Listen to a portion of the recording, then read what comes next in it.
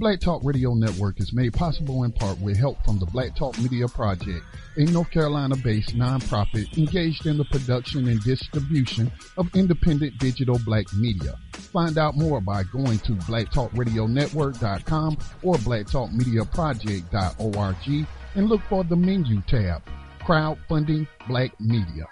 Black Talk Media Project, helping to provide you with new black media for the new millennium.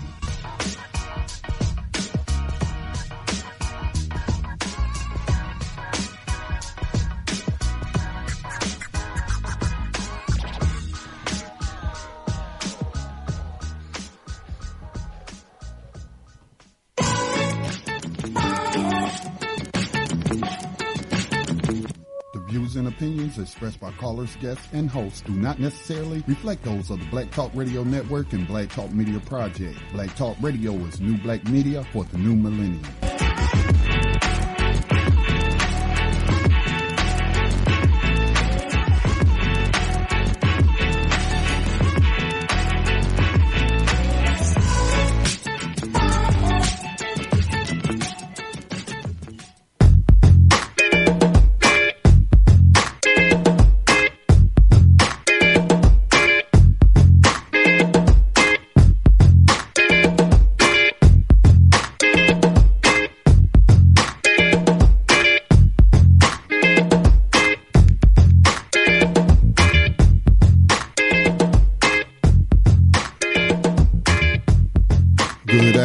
You are tuned in to Black Talk Radio News.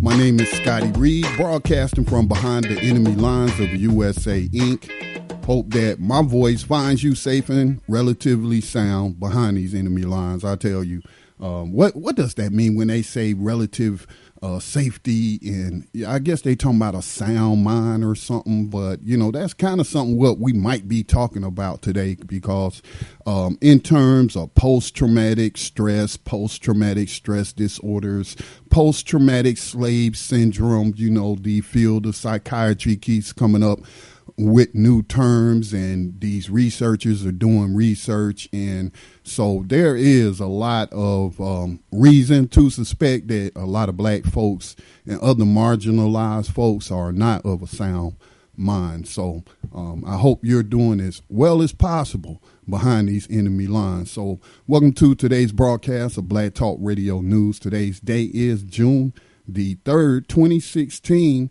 Of course, it is Friday, about to head into the weekend. One of the most dangerous times behind these enemy lines is on weekend, because usually, people let their guards down. They're relaxing, and they may be partaking of substances that may put them at a disadvantage and what have you. So, dangerous period. We hope that as you head into this weekend, you will use all precaution.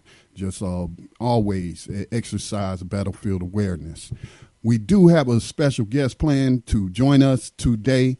It's always a pleasure when we talk to one of our elders, one of our veteran freedom fighters, and we'll be talking to a veteran of the Black Panther Party, Mr. Omar Barbour, who in 1967, just 1 year after the founding of the Black Panther Party in Oakland, California, by Bobby Seale and Huey P. Newton, may he rest in power. But Mr. Barbour, at the age of 15 years old, a year after the founding of the Panthers, joined up. And this October will commemorate 50 years since the founding of the Black Panther Party in 1966, the year I was born. I like to think of the year I was born. You know how the Chinese say the year of the dragon and all that. I was born in the year of the Panther, 1966, just a month later in November. So Mr. Barbour is an economic specialist in the nonprofit sector, and he is leading the planning for the upcoming golden anniversary of the founding of the Black Panther Party. And we definitely want to hear from him, just get if he would share with us some of his personal thoughts on his experiences as a young black male behind these enemy lines in 1967, and what have you during that time period, what attracted him to the Panthers, what kind of work was he involved in, because they had many different programs, ways for people to contribute to uplifting their community, helping their community become self-reliant and not rely, on the government or anyone else. So definitely looking forward to speaking with him. Of course, you can make a financial contribution, and you should, to help with the commemoration anniversary. The National Alumni Association of the Black Panther Party, you can go to the website. That is www.naabpp. So that's NAAB as in black, PP, pantherparty.org. We have linked to it for those on blacktalkradionetwork.com right now on the broadcast page for today's program. You could click that link. It'll take you right to the website. So please make a financial contribution there's also a Indiegogo link there for you if you want to make a contribution, and all contributions and donations are tax deductible.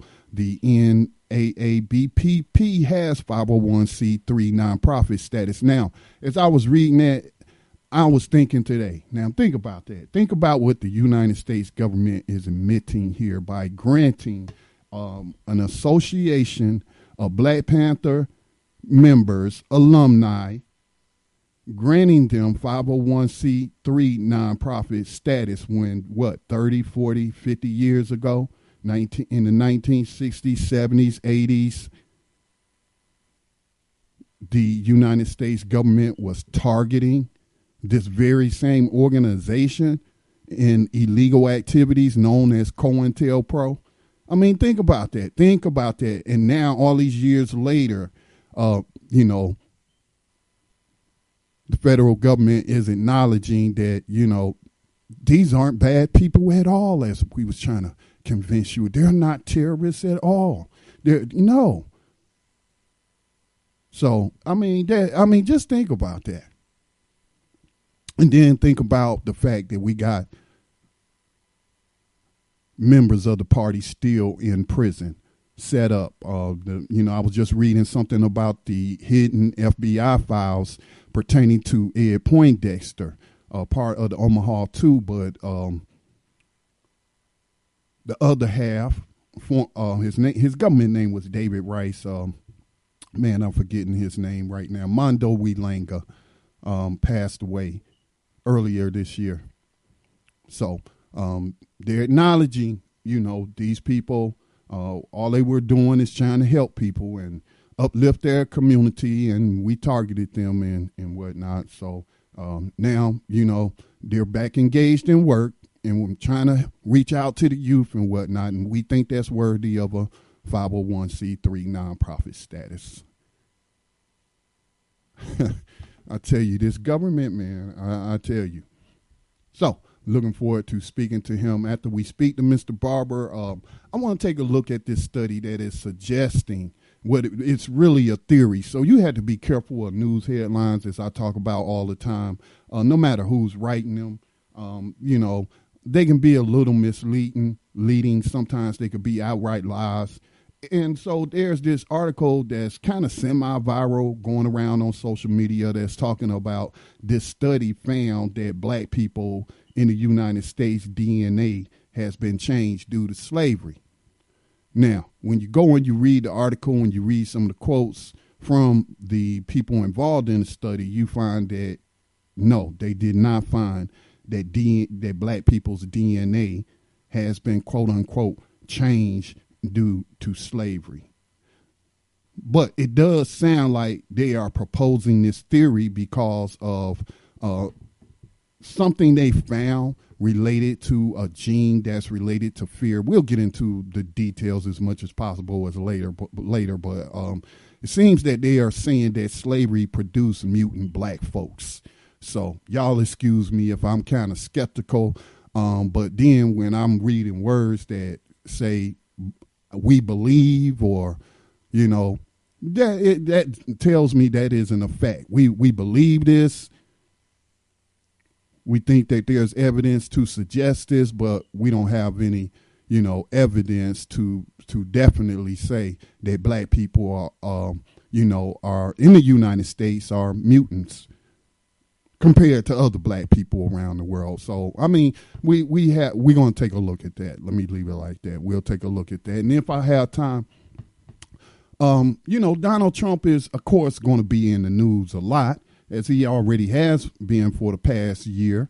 But it seems like the corporate media, as well as, left-wing media, liberal media, these different groups that run propaganda operations, they're going after Donald Trump right now, involving his civil case about Trump University might have been a fraud or this and that.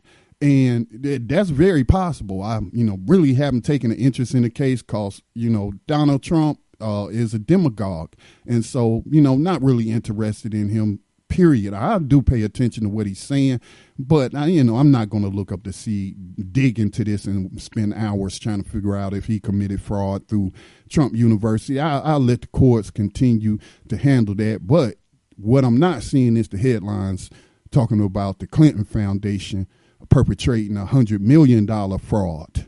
The Global Clinton Foundation and been operating since the 1990s. I think 97 started as the Clinton Library and all of that. Now they're pushing quote unquote HIV/AIDS medicine around the world. There's allegations that the medicine may have been watered down, if you will, adulterated.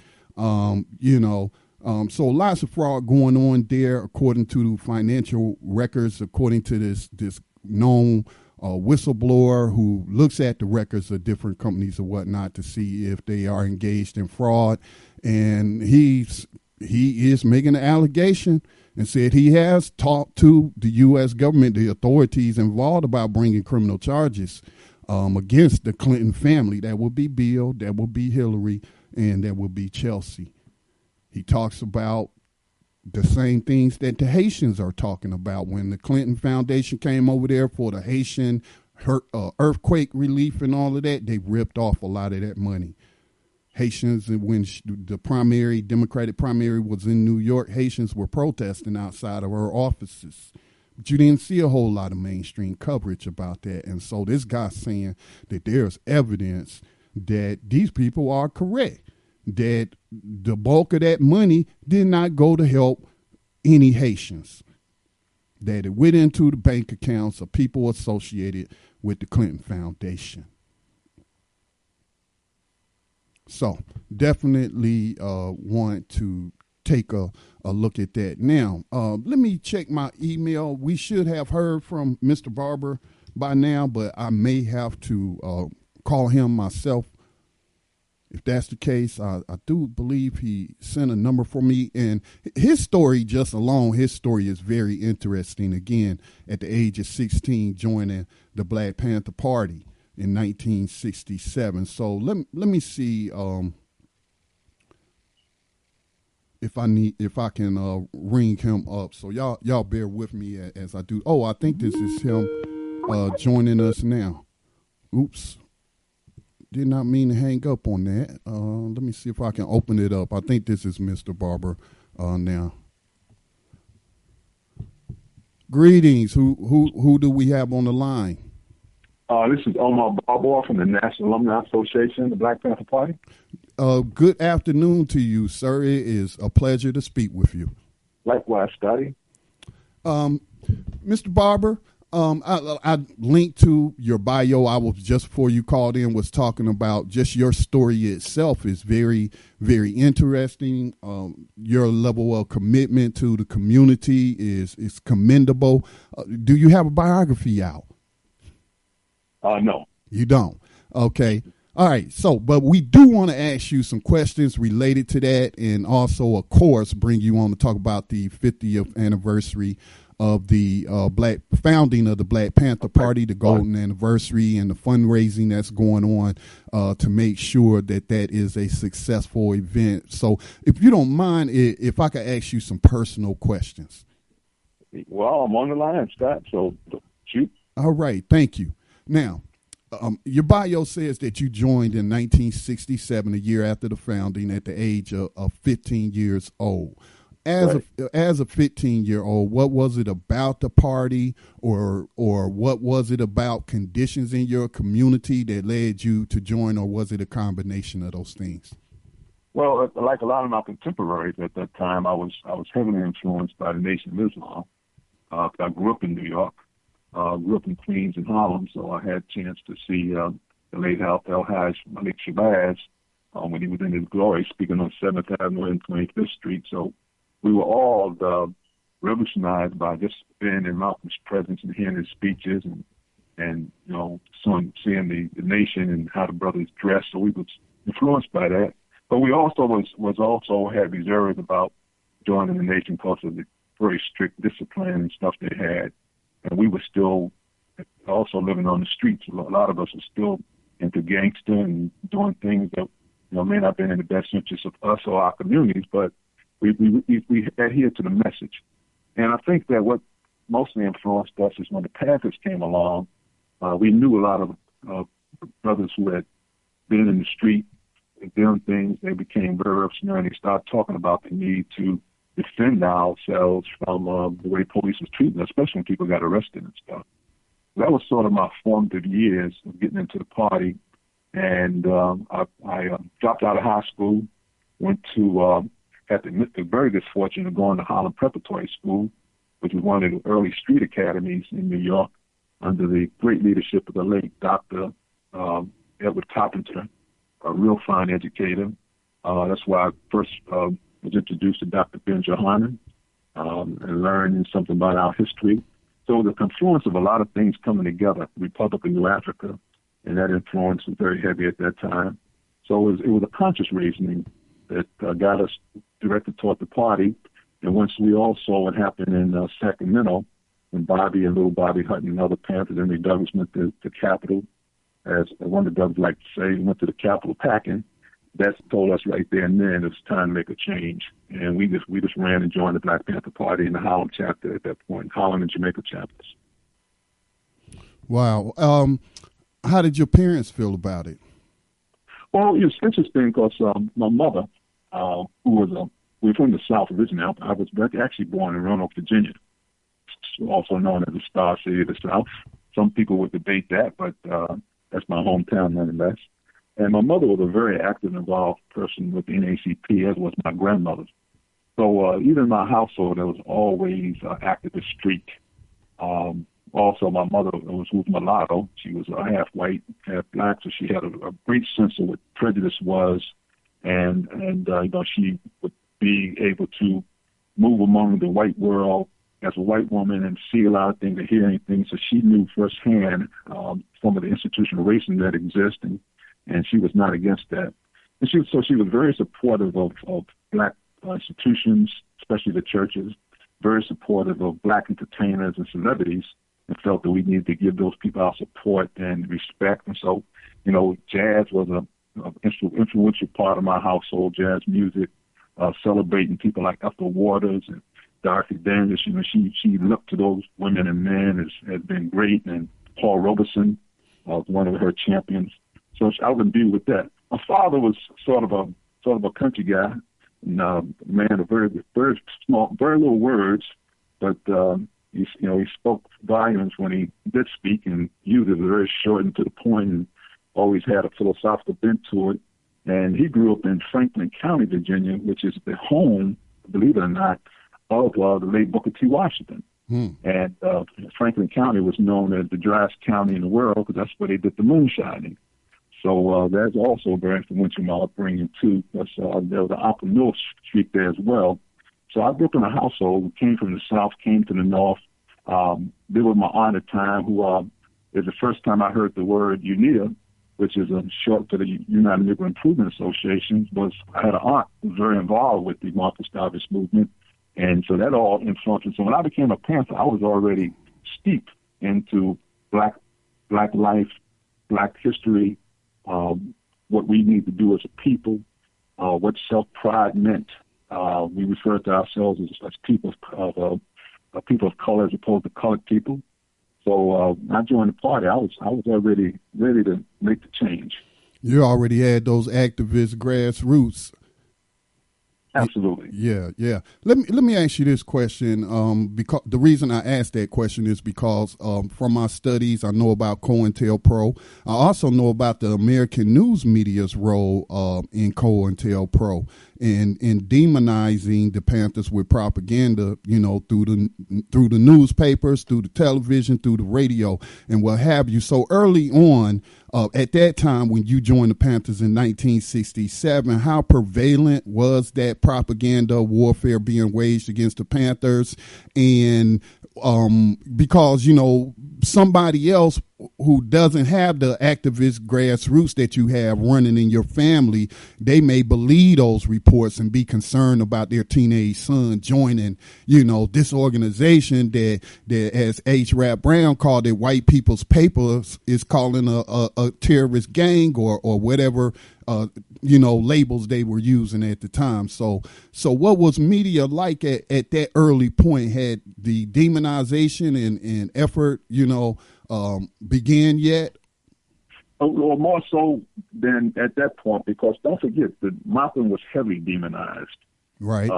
In fact, the word militant was applied to him very often, especially by the Eastern establishment, which was a way of saying that there was something crazy or outlandish out about him. Violent. Like, you know. Yeah, violent. You know? Yes. So when they start talking about the Panthers, and my father did take issue with that, but he even took issue with the fact that I stopped eating pork at a very early age, and he told me if I could eat what was on his table that I didn't eat.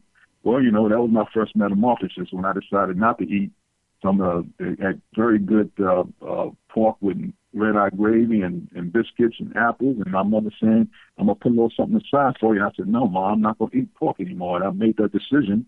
And I don't, to this very day, and I'm in my 60s, that's been my bent since that time.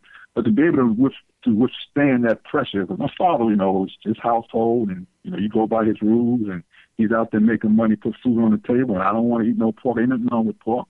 Well, my father eventually stopped eating pork later on, too, much later, but the fact that I made that stance and made that commitment, I showed me how much I can change. So, yeah, they were all demonized, and you had certain comments always made that implied that somehow we were crazy people, didn't want to do good. They always try to contrast what we were doing, our stance against Dr. King, as though we thought Dr. King was, you know, not militant enough. And there was nothing cowardly about Dr. King. To be down south and to be able to go up to Bull Conyers and those people was nothing cowardly about that.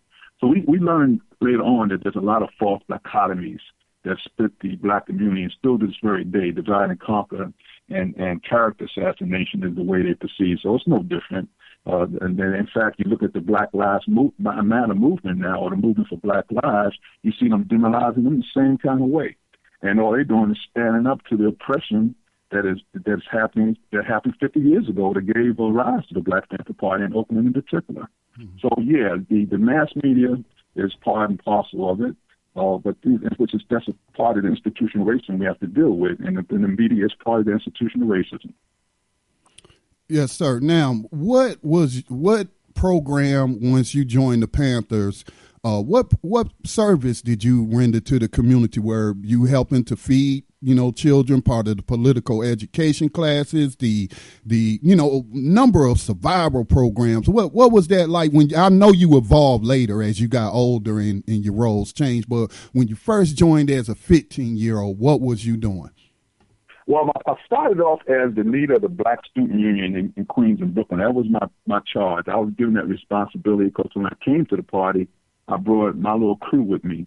So they saw me as a natural leader. The older guys who headed up the party, guys like John Thomas, who's no longer with us, Larry Mack, who founded the Jamaica chapter, the Shakur brothers, Lumumba and Zaid, and other brothers like that I adored and wanted to emulate. So then they saw, you know, you good at this, you go out and get the black youth and the black students. So that was when I basically started off as the Black Student Union organizer at the high schools in Queens and stuff. Got arrested a couple of times for trespassing on campus and stuff like that, going to Brooklyn College. CCNY, recruiting students, galvanizing people. And then, when I wasn't doing that, I did work on a free breakfast program in Harlem and the one in Queens. And, then later on, as I moved up the ranks after the Panther 21, which decimated our ranks, I had to take on more responsibilities. And I ended up running the what's known as the East Coast distribution for our paper. We moved the paper, been printed from West Coast to the East Coast. And the late Sam Napier, our circulation manager, came to New York, and he paid me to be his assistant, and that was a great learning experience, a great business learning experience. So I had several hats and several roles as a very young person, and it helped formulate my skills that I have to this very day. Just by being involved with the Panther Party, and all Panthers have to do one thing: you have to read every day. You have to read the paper for their current events. We had the autobiography of Malcolm X was required reading. Man-Child in the Promised Land by Claude Brown was required reading. And, of course, we read the selected works of Chairman Mao, which I still read to this very day. The Little Red Book is a great book for young people should read just to understand how the world works. And, the Chinese Revolution was a monumental revolution in the history of mankind that should be studied to this very day, especially by Black people, if you want to understand how to get your freedom. Yes, sir. Now let's transition to the upcoming commemoration ceremony that will be held. And again, I want to remind people you can go to the website at naabpp.org. That is www.naa. That's AANAAB as in Black and PP as in Panther Party. That'll take you to the website of the National Alumni Association of the Black Panther Party. Also on the page today, there is a link to the Indiegogo campaign. And so Mr. Barbour, I want to thank you for your service, first of all, and thank you, for sharing those experiences with us. What do you're helping to lead the upcoming commemoration? What are some of the things that y'all have planned, and where is it going to take place? Well, October 22nd of this year, 2016, will mark the 50th year since the founding of the Black Panther Party by Bobby Seale and Huey P. in 1966. So we are essentially recognizing and commemorating that event that took place on October 22nd, which, by the way, happens to be Bobby Seale's birthday.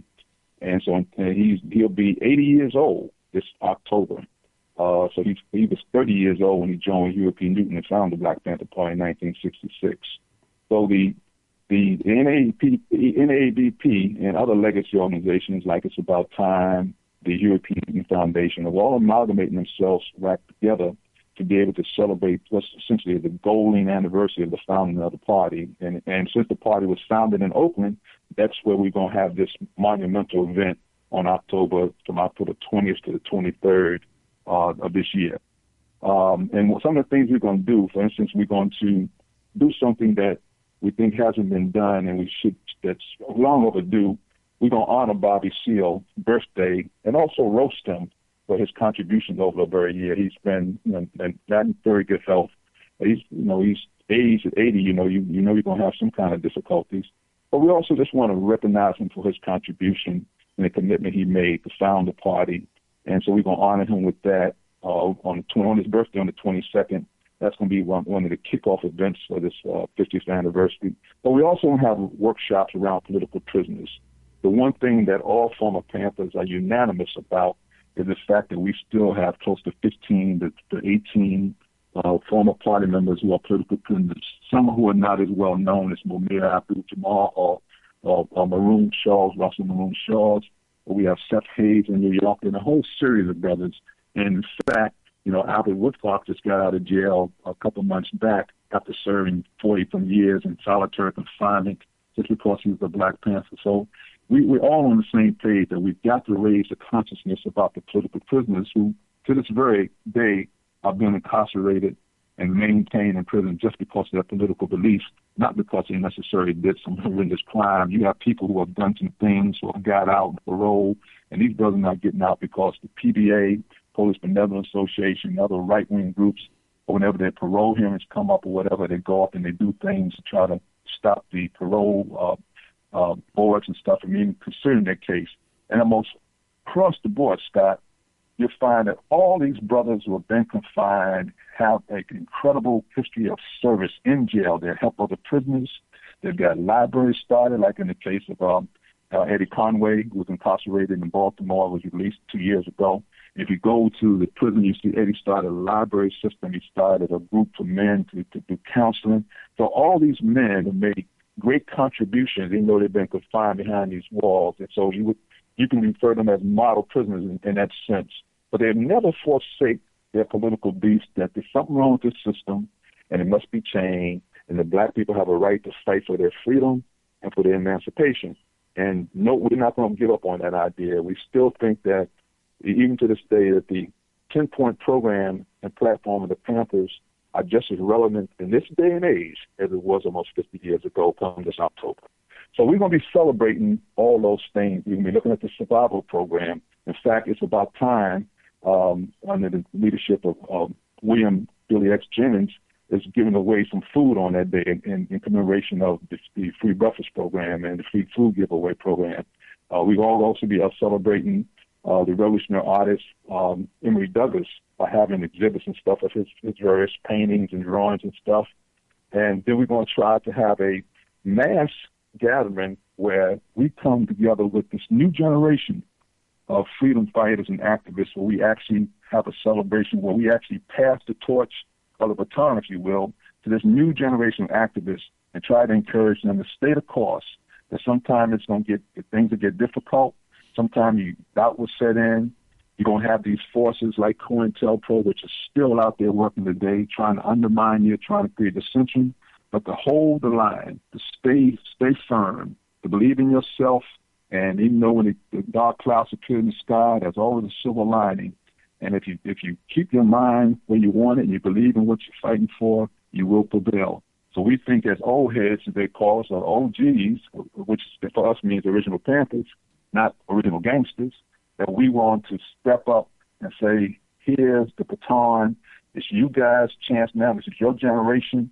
Take this baton and run with it so that the next generation can carry on this fight. We can continue to the next millennium and make our people, so hopefully our people reach the goal we need to achieve after being in this country and being in this assault for almost 400 some odd years. So this will be a monumental event, Scotty. And I hope you'll be able to come with us and be there as well. I would want nothing else, but because of, my duties tied to the station right now, and I'm also in poor health, I'm not able to travel, but I'm definitely going to be there with you in spirit, though. Okay. So, if you'd like to do an on-site interview while we're there with some of the brothers and sisters, we can set that up too.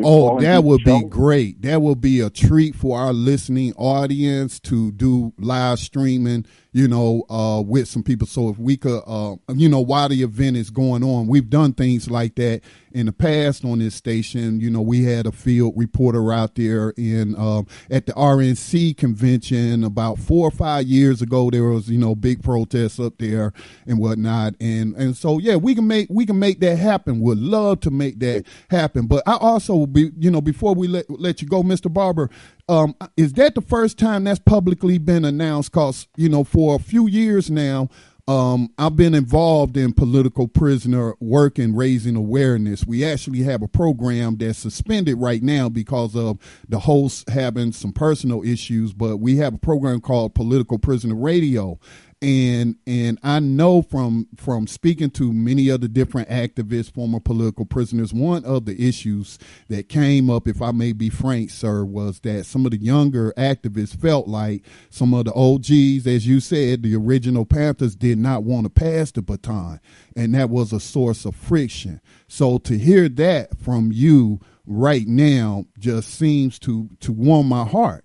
Because, with all due respect, not to say that the elders still don't have anything to offer, because many of them are in better health than 30-year-olds and what have you, because they have taken care of themselves, and many like yourself are still active. But what I'm saying is it's time for this new generation. I'll be 50 years old, right after a month later. I'll be 50 years old, and it's time for my generation and those even 20 years behind me, man. It's time for us to pick up where the baton, as you say, and run with it.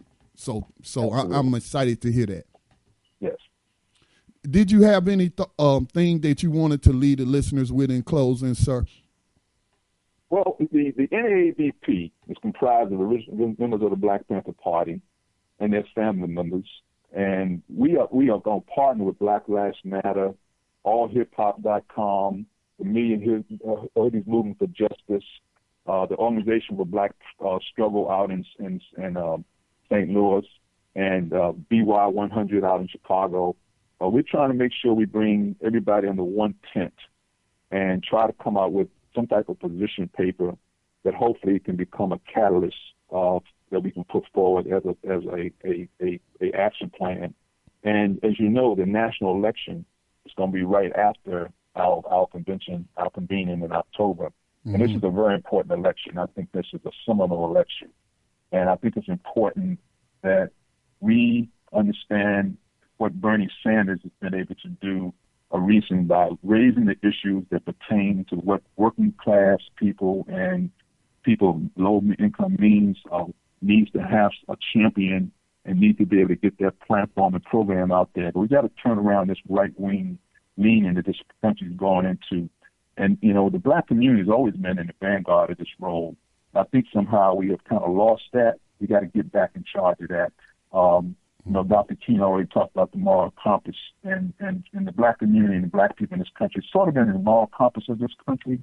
And I think we want to reclaim that mantra at some point. And I think this election is very key. So not that electoral politics is going to solve all our problems, but it's a means to an end. So I would encourage people to come to this conference. Let's get energized.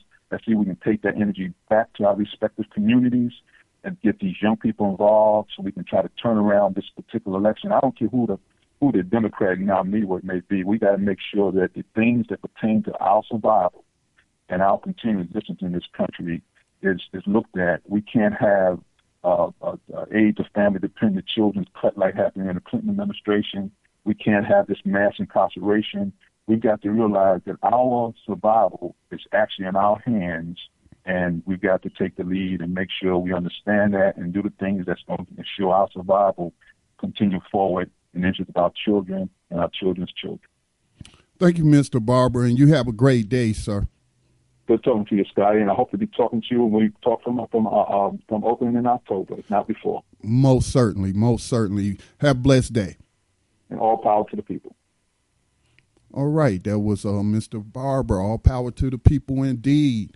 50th anniversary coming up in October, so please make a financial contribution to make sure that this is a successful event. These things do cost money, all right, and let's make this a success. Even if you can only just chip in $5, it doesn't matter.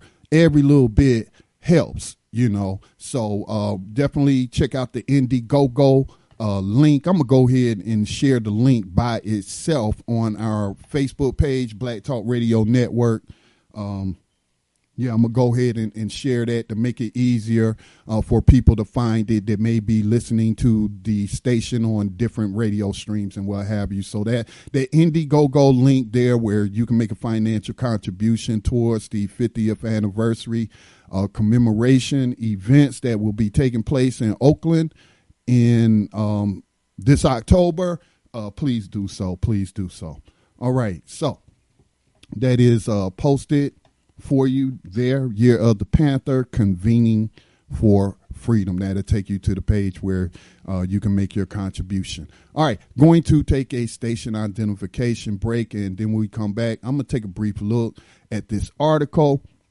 I'm not going to spend a whole lot of time on it, just hit the key points, but I'm skeptical about people talking about black people's DNA has been changed due to slavery, and I especially take issue with people who publish headlines and then these headlines are shared on social media, and that's all people read, and they think that this study actually shows that black people DNA has been mutated, because that's what they're saying, changed by DNA, and that's not actually what the study is saying. The study is putting forth the theory that black people's DNA has been mutated due to slavery, but those were not the conclusive findings. And so, we be sharing this type of stuff, and we're not really using critical thinking to ask questions about these studies. We just assume that just cause people got whatever, acronym behind their names, or they went to this university, we can just trust it.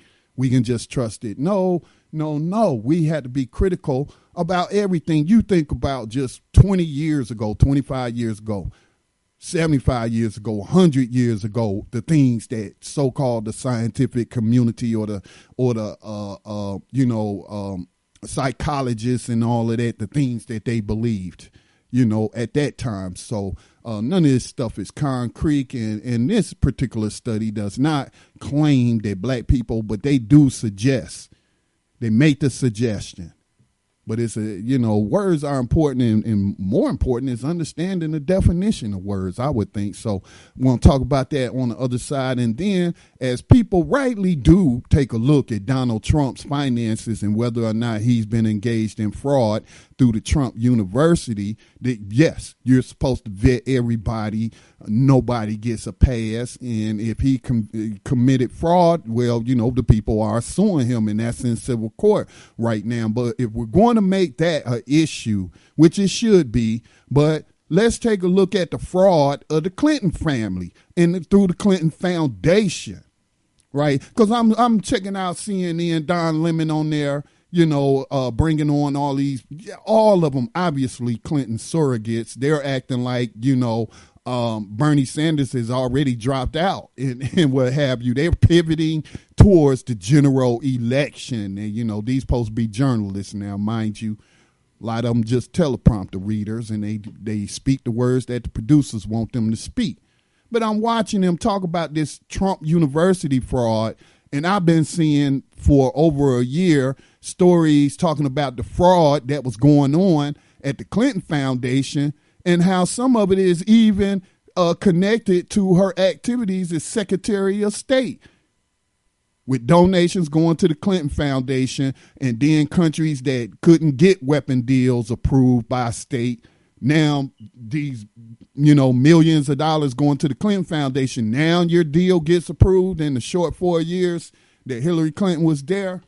Come on now. Who's talking about that fraud? So we definitely going to make time to listen to this clip of this guy. I can't call his name out. They'll say his name, but he has actually exposed fraud at some other major corporations and what have you. And he's saying that he has painstakingly over a year been digging through the Clinton Foundation records, because remember, this is supposed to be a public charity, right? It's supposed to be a public charity and all that. And so, they're supposed to be filing records. If you take in a certain amount of money as a nonprofit, like Black Talk Media Project, we're a nonprofit. If you're taking in millions of dollars a year, I would even say hundreds of thousands of dollars a year, your reporting requirements are more stricter. It's just certain rules once you get to that level, especially if you got a 501c3 and all of that. Now, in terms of state, then you deal with state regulations if you're only a state, registered nonprofit. But these people have are being accused of engaging in international fraud, and fraud of the worst kind. Fraud like, talking about they distributing HIV/AIDS medicine in Africa and other parts of the world, and this guy says that there are reports that the medicine has been adulterated, meaning that it's been cut with another substance which would weaken its effectiveness. This kind of medical fraud goes on all the time, right? I mentioned at the top, about Haiti and those activists protesting and talking about how the Clinton Foundation, working with some Haitian leaders, some proxy racist tools to defraud people who donated to help the Haitian people. So definitely want to listen to that. You know, the media is biased. Yes, Donald Trump has to be vetted, but Hillary Clinton, I've said it before and I'll say it again, she is the bigger threat to global humanity than Donald Trump. And that security speech she gave talking about the nuclear codes, that's a repeated talking point that the Clinton people have been using. They repeat the same thing over and over, drill it into you because they've been doing their, studies in the propaganda and how to control, people's thoughts patterns and how they think about something, repetition of words and whatnot. Keep saying it. Even if it's not true, people will believe it's true. The Hitler big lie theory.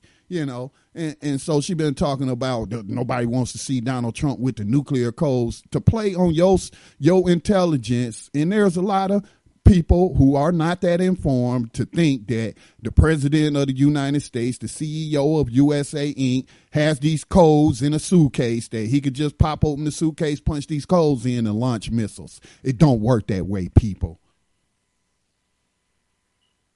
He had to get congressional approval.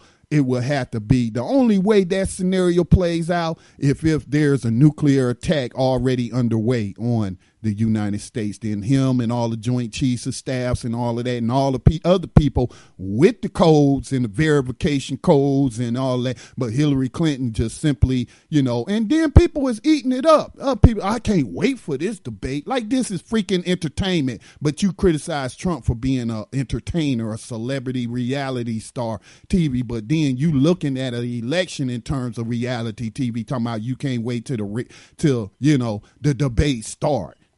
You on Team Clinton and she's right. He would have the nuclear codes. I mean, come on. How simple-minded can you be? It's just a shame, people. And I'm not attacking that person because I understand how media has been used to control their minds. So we'll be back on the other side. You're listening to Black Talk Radio News on the Black Talk Radio Network. The Black Talk Radio Network is made possible in part with help from the Black Talk Media Project, a North Carolina-based nonprofit engaged in the production and distribution of independent digital black media. Find out more by going to blacktalkradionetwork.com or blacktalkmediaproject.org and look for the menu tab, Crowdfunding Black Media. Black Talk Media Project, helping to provide you with new black media for the new millennium.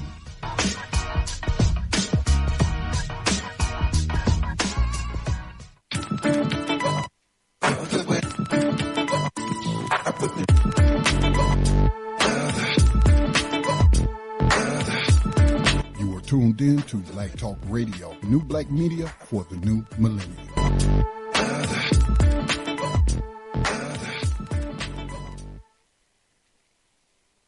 Welcome back to Black Talk Radio News. If you have any thoughts you would like to share, any observations that you are making, any intelligence that you would like to provide to the listening audience, you could do so giving us a call on the studio line, 704-951-5030. Again, that's 704-951-5030. The conference line is 641-715-3660. Participant code 549-032 #. Hit star 6 and 1 to come in on air. All right, so this particular article that I want to talk about is titled, this is the headline, Study Shows DNA of Black People was Altered Through Slavery. Now, I'm like, wow. And this was written by somebody named Foku Gwen. Now, I'm not even sure if this is some kind of satire site. All right. I'm not sure. I'm not positive. But the quotes and stuff like that, it also has been published in other black blogs, websites, and what have you. Study shows DNA of black people was altered through slavery. This was published 3 days ago on the 31st. People will constantly say, get over it. Slavery was so long ago, however, study shows that the trauma from slavery is passed down in genes of the ancestors of slaves and linked right to black people's DNA. They hurt and pain is real. So right there, the grammatical errors, because they didn't use spell check or anything like that, should give you a clue that this is not somebody who's taking writing seriously, okay? According to Black Matter US something, researchers, and I'm going to go ahead and see if I can find the original source of this. I'm not going to keep going and reading that. So this has come up in blackmattersus.com. This is also posted to Facebook on Ear Hustle 411. Those are the only places I'm finding this. Let's go and see if Black Matters USA US or blackmattersus.com is actually going to point us to another source for the study, like to the actual university or paper publishing it. And I'm not seeing such links. So red flags right there. Let me go ahead and read the blackmattersus.com, since they say that this is the source, and they basically copied and pasted the whole thing. DNA of black people altered through slavery. A study conducted on survivors of the Jewish Holocaust shows that trauma of slavery is transferred through DNA from generation to generation. So what's that, a typo? Now, before you say, well, I didn't know Jews were enslaved, they actually, yes, Hitler used slave labor. They, just didn't round up them people and kill them. We played the clip the other day, last Tuesday, right? Last Tuesday, when we did our thing about, the American roots of Nazis and Nazism and what have you. All of those programs the Nazis was running and whatnot, they was doing it.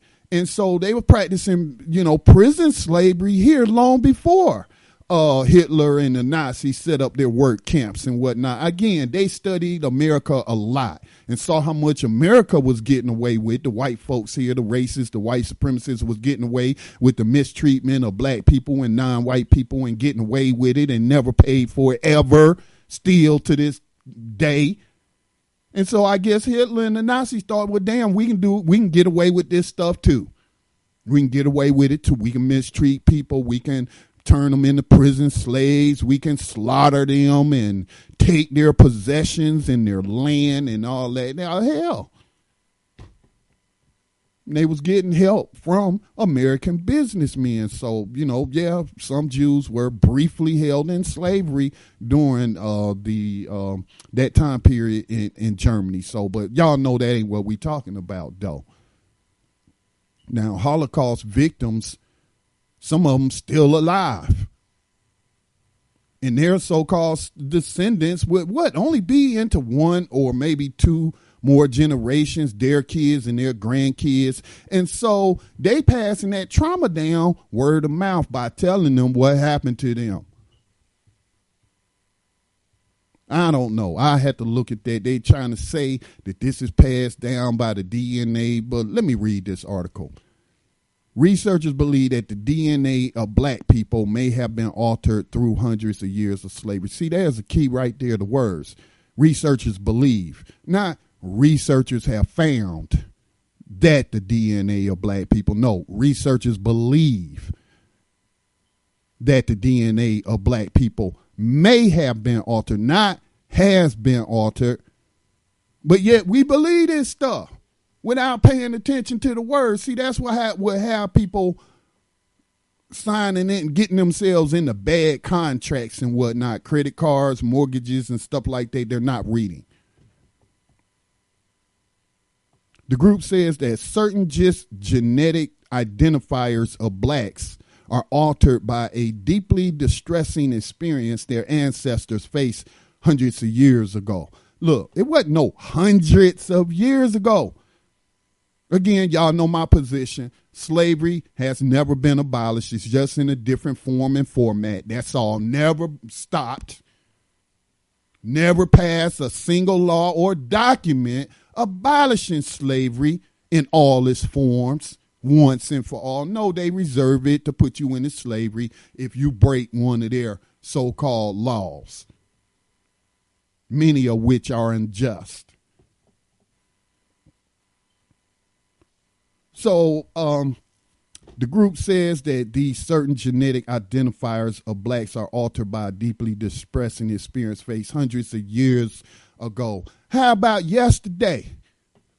How about last week? You don't think black folks is facing distressing experiences today?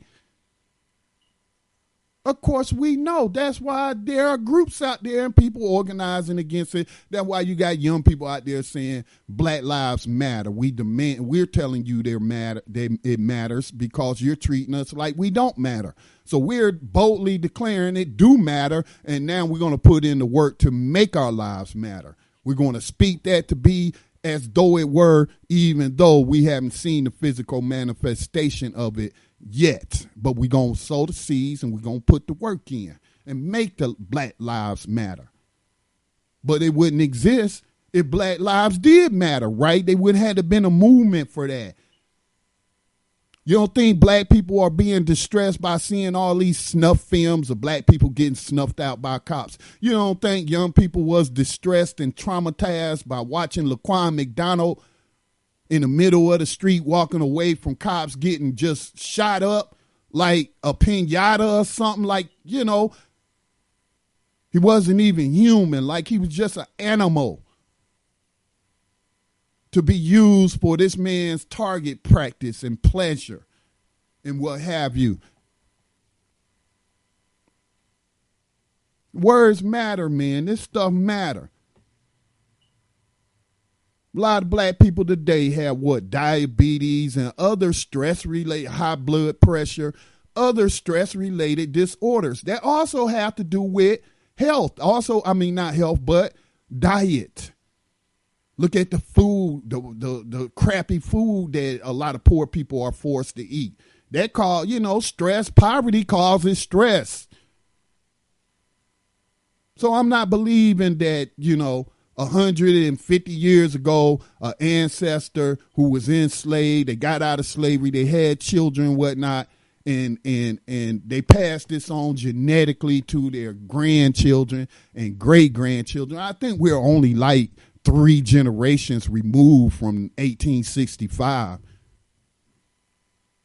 It's not that long ago. People won't talk about it was hundreds of years ago. Just 3 generations ago. 3 short generations ago. Since the Civil War. That did not end slavery. The soldiers was wanting to end it, but they got betrayed by the great deceiver, Abraham Lincoln. So again, this is why I'm saying, did they screen out for any of that? And here's the big thing too, to me. Who keep claiming that all black people is the descendant of enslaved Africans? And I don't say that I don't mean to say that like there's some shame to being a descendant of an enslaved African. But prior to the census, prior to 1865, I think it was 1855, showed a population of 500,000 free black people. This is prior to 1865, just 10 years prior to, the 13th Amendment being passed, which changed slavery to prison slavery. Chattel slavery to prison slavery. Still, chattel, they still looked at as property, but,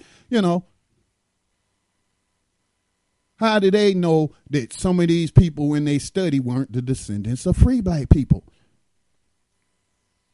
Did they, do a DNA search on to make sure that they was descendants of enslaved Africans? Again, there is an agenda. There is a propaganda program that is ongoing to convince black people, every U.S.-born black person, that they all are descendants of enslaved Africans. Because, see, when you believe that, then you will not claim your heritage of settling this continent, of being, world travelers, explorers, and come in here. And again, I've talked about the American Revolutionary War, how the free black and enslaved African. Without them, this would still be a British colony. Who knows? Would look totally different. So who's to say what black person is the descendant of an enslaved African? 500,000 people free in 1855. That's a lot of people. But they could pass on trauma through the white supremacist codes that was enacted with the slave code, stripping black people of their rights. Couldn't strike a white person who struck you first. White man slapped the shit out your wife. You couldn't do nothing about it. You better not dare put your hands on him or you get lynched and all of that. Stress. See, you don't have to actually have a slave status to be traumatized and mistreated and all of that. So again, this is what the study said. Let me get to some of it. They was talking about this particular gene. They said the FKBP5 gene of black children. I mean, I'm already thinking that. What does FKBP mean? F black people 5 times gene. I don't know. I'm being silly. Let me stop being silly. FKBP5 gene of black children, which contributes to risk for depression and PTSD, and saying that there was a change in the same spot on a stress-related gene, an epigenetic change between black and white people. Rochelle Yehuda, a professor of psychiatry and neuroscience at the ICHN School of Medicine. Let me do a search on this and see if this is actually a real institution. There is a ICANN School of Medicine at Mount Sinai, which is in New York, in the borough of Manhattan. So that must be the one that they are talking about.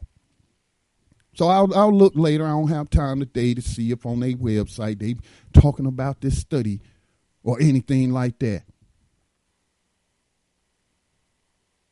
But epigenetic, what does that mean? Well, that's what they got the dictionary for. Relating to or arising from non-genetic influence on gene expression. So they're saying external influence like terrorism, like beatings, like rape, like lynchings, like slavery, all of that. That's external factors that they're saying changes your genes, but except for they're not saying the gene was changed. They're saying that there was some kind of chemical around the gene that shows some kind of difference. But again, how do we know this ain't stress from the everyday life of black people? We don't know. So, I'm very skeptical. I'm asking questions. I'm not one to sit up there and latch on to every headline and every study and accept it as gospel truth if it doesn't seem logical to me. And then again, this is all a theory. They think, they believe, they don't know. All I'm saying, people, is ask questions. All right, I'm going to take another station identification break. Before I do that, I see the caller on the phone line. Let me take this station identification break, and then when I come back, we'll get your call. You're listening to Black Talk Radio News, broadcasting on the Black Talk Radio Network, providing you with new black media for this new millennium. No, I'm not a writer. Okay.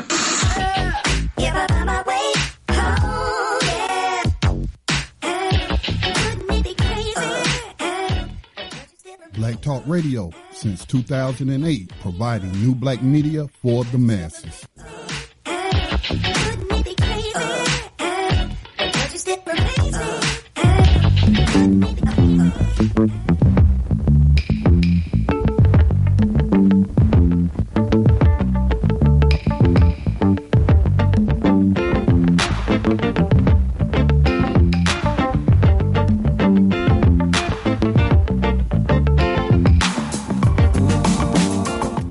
And welcome back to Black Talk Radio News. Do want to remind you of the Black Media crowdfunding campaign ongoing.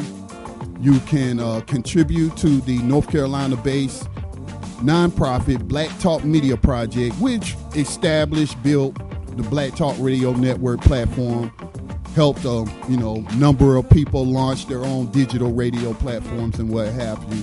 So if you want to make a contribution, if you give a contribution of $25 or more, you of course will get the Black Radio Stations Matter t-shirt, sizes from medium all the way to extra large. So this network isn't going to sustain itself, and the new networks are not going to get built without us all taking part in making sure that happens. So either go to blacktalkmediaproject.org or blacktalkradionetwork.com. You will see the banners or how you can make a donation and get a thank you t-shirt in return that says Black Radio Stations Matter.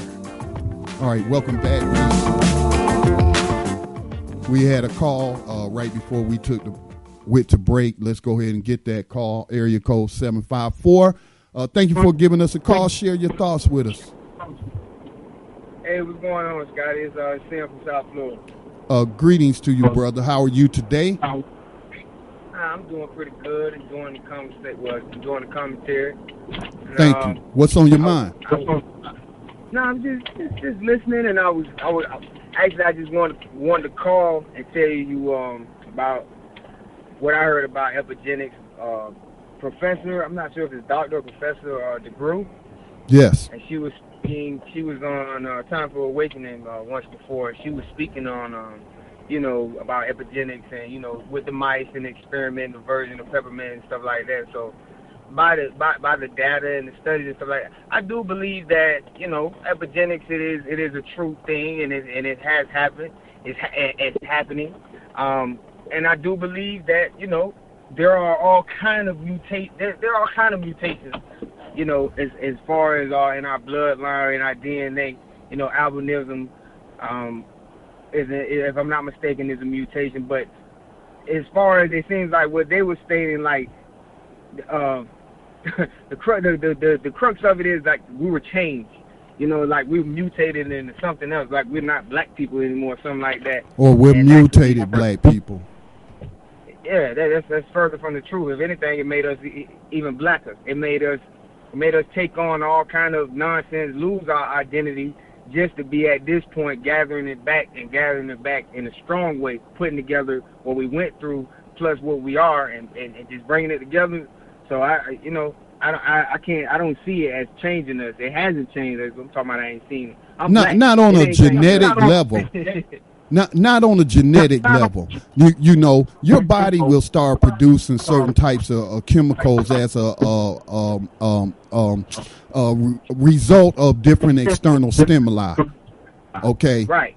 You may produce, like when you're in fear, you'll produce more insulin. When when you're playing sports, that insulin got you all dragged up. Those are all chemical changes and whatnot. And so I'm sure that if you living under stress, you have highly stressful jobs or anything like that, or you live under oppressive conditions, I bet you if you go to Palestine and you did the same study on this particular gene, you'll find similar effects. Oh, definitely. But they weren't never enslaved, though. They just simply been oppressed and living under constant oppression, genocide, and what have you. I bet you will find it among Native Americans. Heck, I bet you will find it among European Americans. I know you will find it among them because I was just hearing it. They're not grown up all the way. They haven't fully matured. I ascribe to that. I believe that they're not mature humans. They haven't matured all the way. So, in their prematureness, they got to be stuff. They have mutations from going through stress and all that type of stuff. I believe that all of us, every group of people, if that's the case, they have that type of mutation from going through stress. Not, as you said, not on a genetic level, but on as far as adrenaline levels raising and dropping, stuff like that, and other chemicals. chemical imbalances and things like that. I believe that. I mean, but they're saying, though, they're admitting that they believe that external pressures, like, for example, let me read this. They mentioned Dr. Joy DeGruy. Dr. Joy DeGruy Leary, author of Post-Traumatic Slave Syndrome, said that because black people were traumatized directly, saw friends, cousins, and around being beaten, sold away from family, raped, mutilated, it is not plausible that they escaped stress-related illnesses. Well, I would say to you also that non-enslaved black people who sat around and saw all that kind of stuff, because I remember my great aunt telling my mother and them a story about the enslaved Africans in our area. See, our family was never enslaved, but the enslaved Africans in our area said that the white people were still practicing terrorism, and they cut off a slave's head and put it on a buggy, horse-drawn buggy, because, you know, there was still dirt roads back then, and you know, rode this buggy up and down the street with this enslaved African's head chopped off on the doggone buggy. Now, you think that didn't stress out my aunt and them and other black people who saw that kind of terrorism, even though they was never enslaved? Right, and that you're right. You're right, and that's the type of thing that's passed on. That happens in small degrees as well. Right. So I'm just saying that it's just too much external factors. You can't isolate for certain control factors and what have you. Again, what if they not in the descendants of enslaved Africans? How do you explain it then? You can't explain it. We can explain it because we know it doesn't just come from, you know, like you said, it's not just slavery. It's terrorism, period, against black people, all black life. Right. So if that's the case, we the most. If that's the case, we the most mutated. We don't went through the most. Now they're only talking about this one gene that shows a small change on the spot related to stress. Well, if this is a stress-related gene, if we're currently living in a stressful situation, then you cannot come to any kind of scientific conclusions. You can't isolate it. So again, this is why they're using words like "we believe," "we think," you know. They theorized it. It's a theory. It's a theory, exactly. And there's nothing wrong with theories, because theories put you on the path to finding the answers to the question. But when you push that theory as if it is actual truth, that's when you hurt the people that right, you know, hear it and won't research it. You know what I'm saying? And I think because when I heard you reading it and just the way they use the words, yeah, we know we believe. That's somebody saying, you know, this is what they believe. You know, it's a strong opinion. Yeah, possibility that this happened. Yeah, it's possible that this is the cause of this factor, that factor. So we believe. Right, but when you put that in the form of a conversational and commentary, or you reading it, and what is it called, reading comprehension? When you putting it in like that, people gonna hear it and be like, oh, and their minds are gonna run with it. Like, I think that might be true. When, as you say, nothing could be further from the truth. It's just somebody or a group of people is just their thoughts of their opinion. You know what I mean? It can't be pushed out there like that. And if it is, there got to be people out there to knock it down, because I do not ascribe to that. Period. That don't even. that's. As I was listening to it, I was kind of chuckling to myself, as I said, because it just don't sound right. It sounds like somebody thought they want to be true.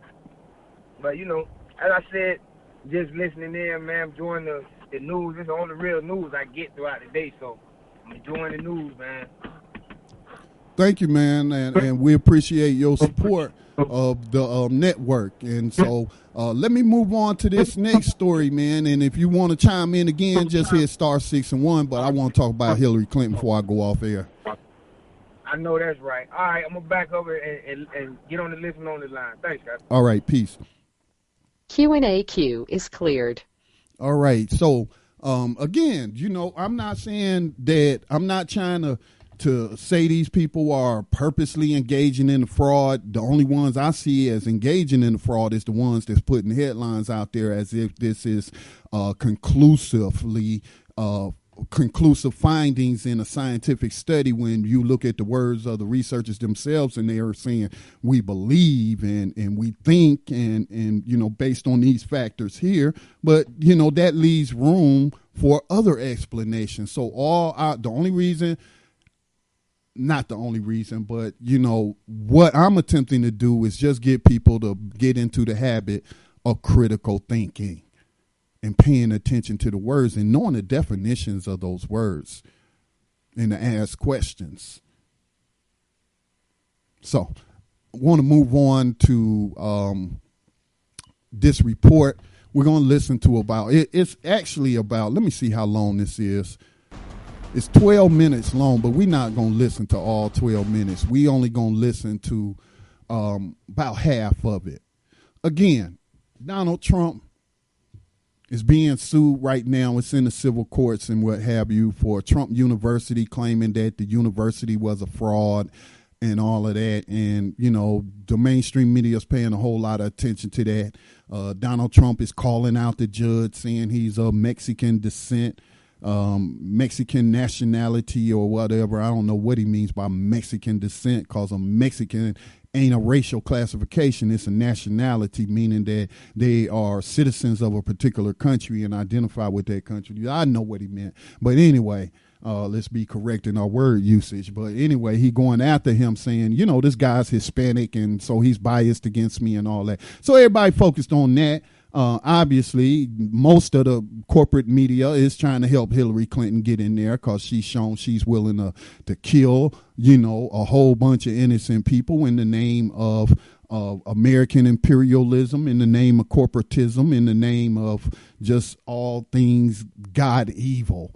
Okay, so she's shown that. So the system, the what they call the system, the establishment, the movers and shakers, the shadow government, they want Hillary to be the CEO of USA Inc. over and above Trump because they know she will carry out their orders faithfully without question.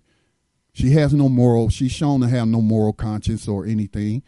So but if you're going to focus on Donald Trump's fraud, what about the fraud of the Clinton Foundation? Have y'all been seeing a whole lot of mainstream report now? This particular, what is this, One America News? Now, they are on the cable channel, but they're not as well known, not as big as CNN or even Fox News or MSNBC, but OAN it's at least in our cable directory.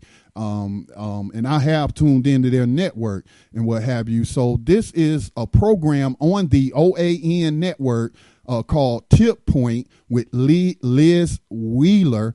And they talk about, and this report actually came out 2 weeks ago. And you've heard nothing from CNN. Don Lemon didn't bring it up when he was talking about Donald Trump's alleged fraud the other night.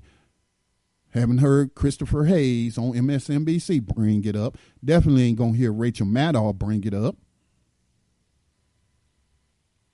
So let's go ahead and listen to what he's calling this whistleblower, this guy who spent a year combing through the financial records of the nonprofit 501c3 NGO Clinton Foundation.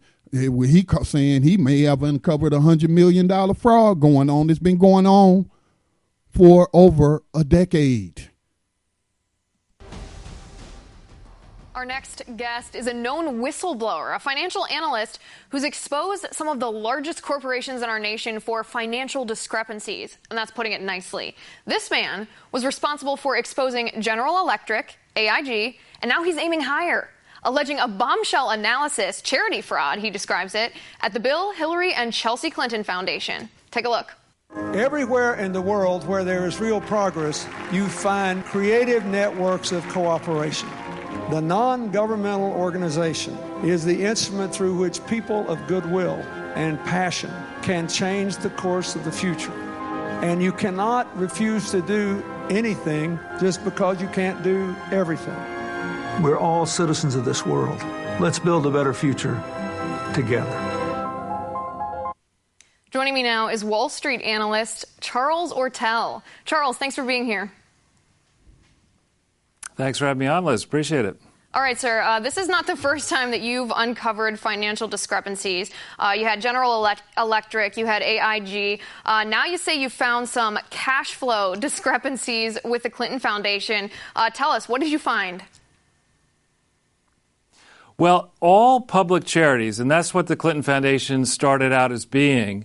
It started out being simply a library and archive based in Little Rock, and that was its sole tax-exempt purpose.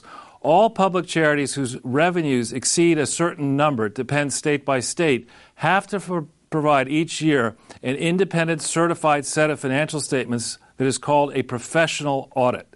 The Clinton Foundation, since inception on October 23, 1997, has tendered into the public domain documents that purport to be audits, but they're not audits. They're not compliant with the actual tough regulations that exist in places like your state, California, my state, New York, and around the world.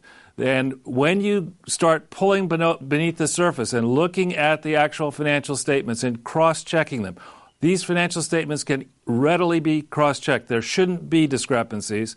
They can be cross-checked for the foundation alone, and they can be cross-checked for their disclosures against the disclosures of charities that say they gave amounts to the Clinton Foundation.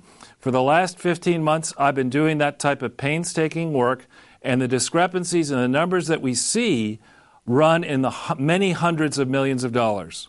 Okay, well, let me ask you this first before we even get into the nitty-gritty of the independent audits and what laws they might be breaking there. How do you know? You say you've been analyzing this for 15 months. What kind of access to records do you have, and what records are you looking at to determine this?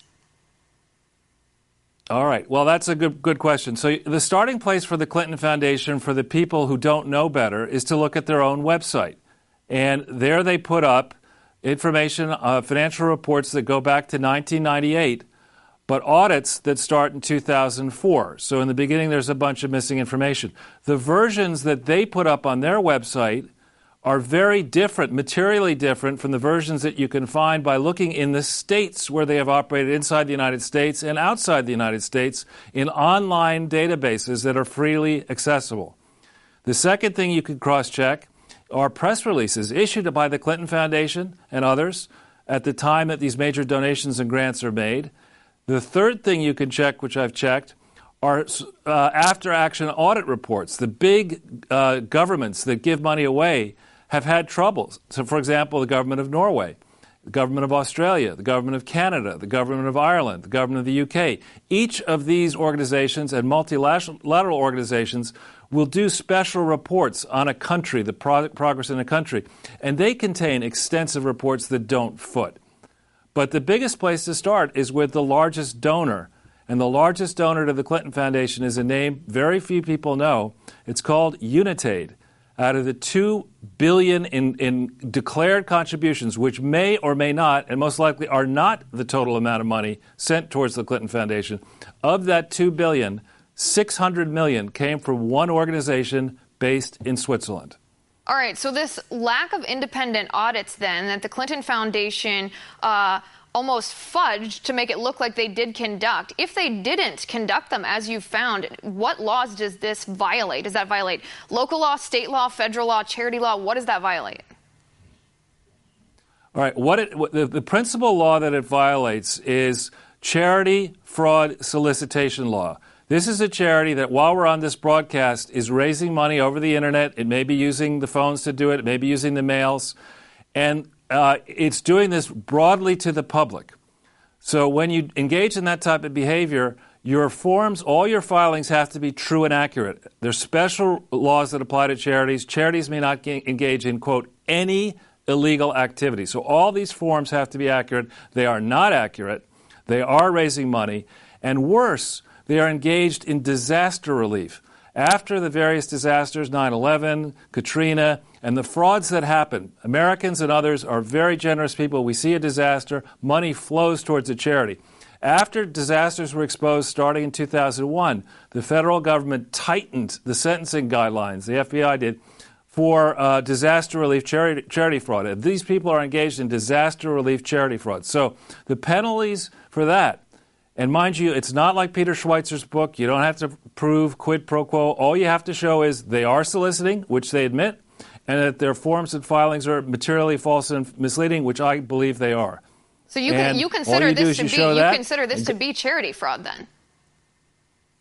Absolutely. It is an epic charity fraud. And what I would say is it's much bigger than $2 billion.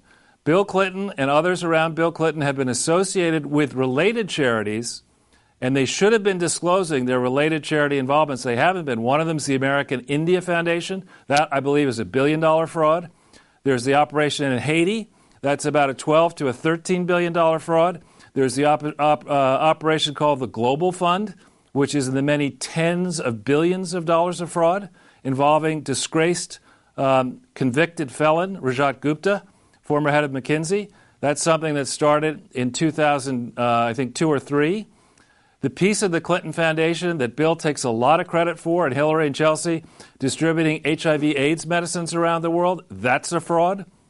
And there are serious questions about whether the medicines that have been delivered around the world are actually genuine and lawfully produced and effective medicines, or whether they may have been adulterated. I mean, there are very serious questions about this fraud that have been raised by some for years, but only recently, and really in the last 15 months, have I decided to take this kind of effort, because I've done the type of painstaking work. I've approached government authorities last year, several of them, and nothing has happened yet. So I decided, enough is enough. People are being harmed here. The public has a right to know about this, and the public needs to rise up and shut this thing down.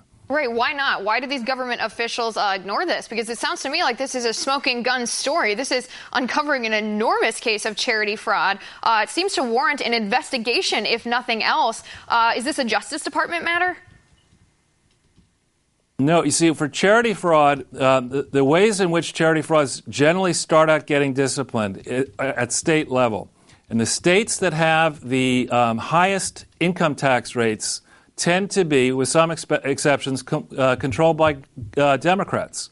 Even if the states are controlled by Republicans, the regulatory apparatus very frequently is influenced by Democrats. So the state apparatuses so far have not risen up and done their job. The federal IRS, I mean, after all, the IRS chief right now, the House is trying to justifiably impeach him. We know what Lois Lerner did. She ran the department, or it's alleged that she did. She ran the department that oversees charities federally, and foreign governments are shy to take this on because they reason that if the U.S. isn't going to take it on, why should they? All right, so you said that this is a report. All right, we're going to stop it right there. Again, all right, I hate to bring his name into it, but we have to bring black folks is involved in this cover-up and this lack of justice that is occurring in the system and what have you. Obama, where you at? Why are you covering for this woman, even though she throwing your administration under the bus after the the inspector general of your Secretary of State did the investigation and said that this woman was running a rogue email operation, and she basically saying that y'all lying on her and what have you. Where's Loretta Lynch? Where is the Justice Department? FBI criminal investigation still ongoing, and some people are speculating this is why it's taking so long, that it is not just her activities with an email server, but it's also her activities with the Clinton Foundation. And so are some of those 30,000 emails that the FBI had to recover after an attempt to wipe the server that she joked about, reveal information about the coordination of weapons deals at the State Department with her approval and donations to the Clinton Foundation fraud. Not seeing CNN or anybody really focus on that. No, the boogeyman is Donald Trump. Donald Trump. Everybody focuses on, Donald Trump must be stopped. Donald Trump. It will be disastrous when nothing but disaster has followed the Clintons ever since they arrived on the national scene. And all they have to do is apologize, and you're going to trust them again. And then all this ongoing criminality through the Clinton Foundation, harming folks. Here's a clip of the Haitians who were, you heard that mentioned there, protesting outside of Hillary Clinton's office over the billions stolen by the Clinton Foundation. Let's go ahead and get at a listen. Haitian activists staged a protest outside Hillary Clinton's Manhattan office. The demonstrators claim billions of dollars were stolen through the Haiti Reconstruction Commission headed by Bill Clinton. They also say Haiti was used as a cover for foreign governments to funnel kickbacks of possibly hundreds of millions of dollars through the Clinton Foundation. They say it was done in exchange for favors that Hillary was doing for them as Secretary of State. They say they want their message to get out so Americans won't vote for her if she runs for president. We are telling the world of the crimes that Bill and Hillary Clinton are responsible for in Haiti, and we are telling the American people that the over 32,000 emails that Hillary Clinton said she deleted have evidence of the crimes they've committed. The demonstrators staged a rally in front of Bill Clinton's office in Harlem in January. All right, so for all you people that want, these are all right-wing conspiracies and you know, these are the Republicans and the scary conservatives all about that. Look at Donald Trump, he want to build a wall and all that, when this woman and her criminal crime family, you know, have been engaged in money laundering, weapons, you know, sales to despotic regimes and ripping off people like the Haitians in need. These Haitians ain't in the Republican Party. These ain't Republicans. These ain't conservatives.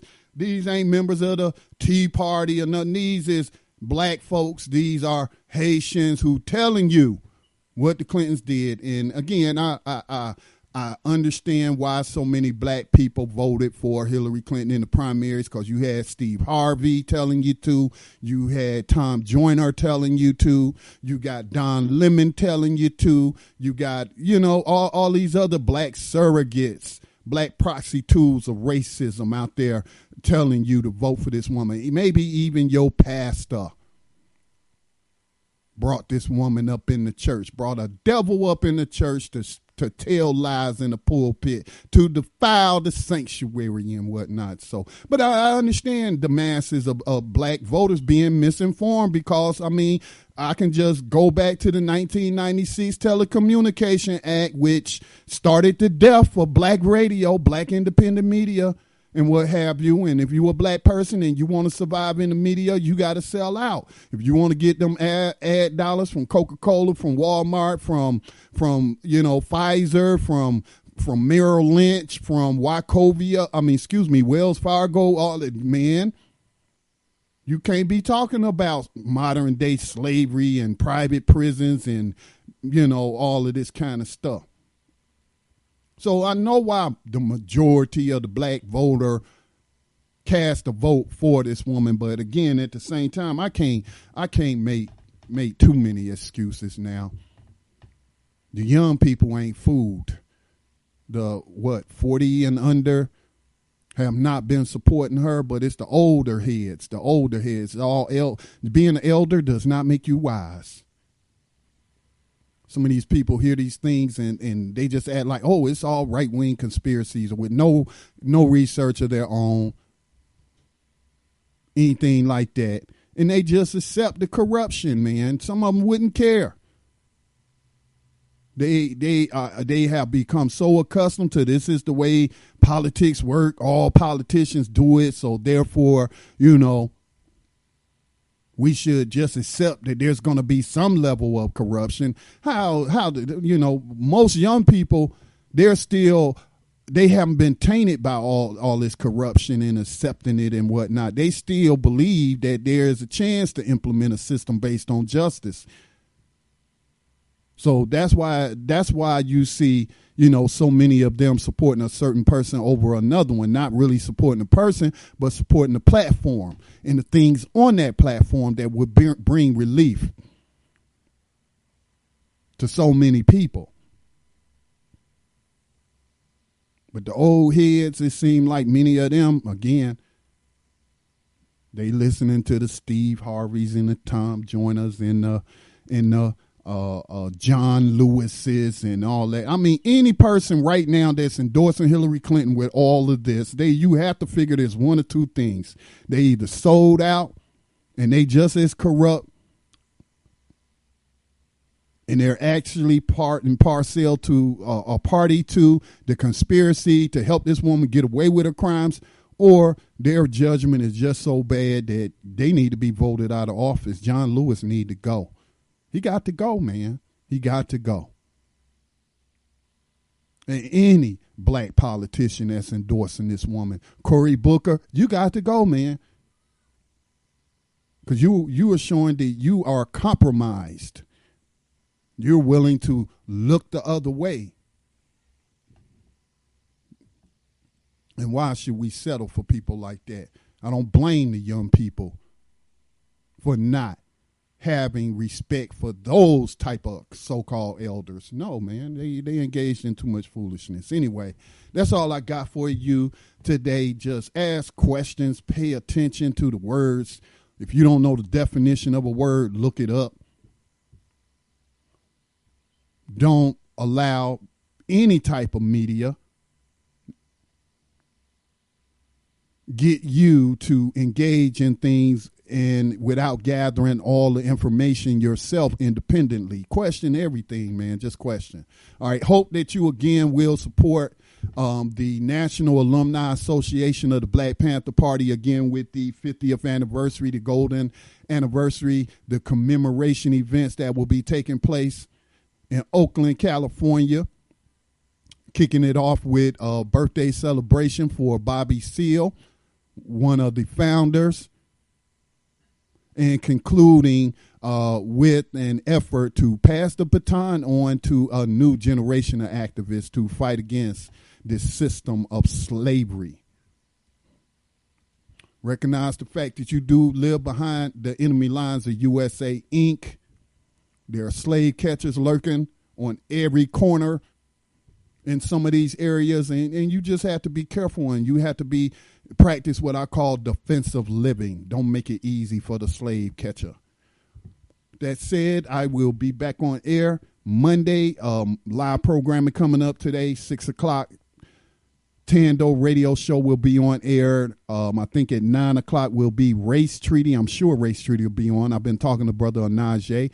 And then the Lotus Place will round up the night's live streaming here on Black Talk Radio Network. Make sure that you invite others and share the network so that we can put as much as this independently produced black media in front of the black masses as possible. We need your help. Just clicking that share button on your social networking pages really does help. So thank you. Peace and blessings to all.